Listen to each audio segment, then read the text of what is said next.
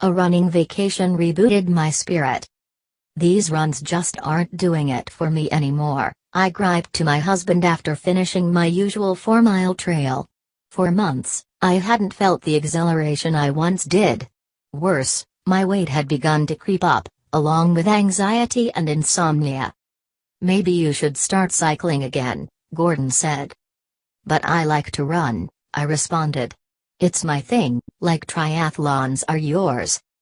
"Then sign up for a half marathon," he suggested, "to push your mileage." Ugh. I'd given up competition years before, when I realized it sucked the joy out of running. Still, I felt an uncomfortable pang at my resistance to trying a new activity. There was a time when I had been up for anything, backpacking through the Austrian Alps, canoeing in the remote Canadian wilderness. Where had that fearless woman gone? A few days later, Gordon came home with a grin on his face and announced, "I have just the thing to get you out of your exercise rut, a 4-day running vacation in Spain." Excited, I visited the website of the tour company, Running and Trekking Costa Brava, and stopped cold. Each day would include 11 to 15 miles of running, with hundreds of feet of climbing and steep descents. I'd never even finished more than 8 miles at once.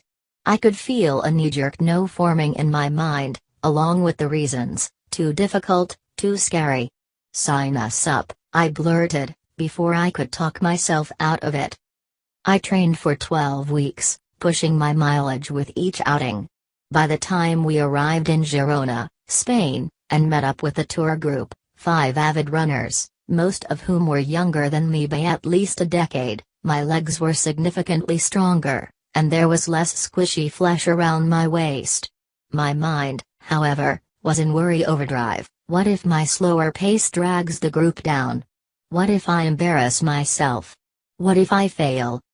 The first morning, we set off on a narrow single track that traversed upward through a forest of cork trees. Within minutes, Gordon and I fell behind, and it wasn't his fault. Distracted by distress over feeling slow, old and unfit, I tripped on a tree root and fell hard, scraping flesh off my left elbow and bloodying my knee. Dabbing at the wounds, I felt tears of self-doubt and discouragement pooling. Back home, I had created a life structured around things I was good at: writing, raising our sons, being part of our community.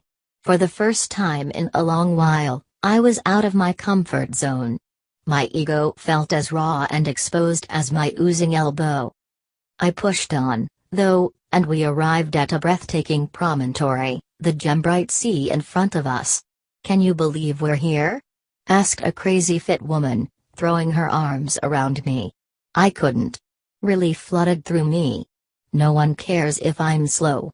Look where I am. For too long, I had carefully avoided activities that challenged my competence, from a hip-hop class to a speaking engagement. I'd thought my fitness routine was in a rut. In reality, it was my mindset that was stuck. Over the next 3 days, we covered miles of difficult terrain. I went at a comfortable pace at the rear of the pack. The running never felt easy, but it never felt impossible, either, and that made me proud. Standing atop a 2,200-foot mountain on the last day, I gazed down at the miles of trail we'd climbed. I felt strong, confident, almost invincible.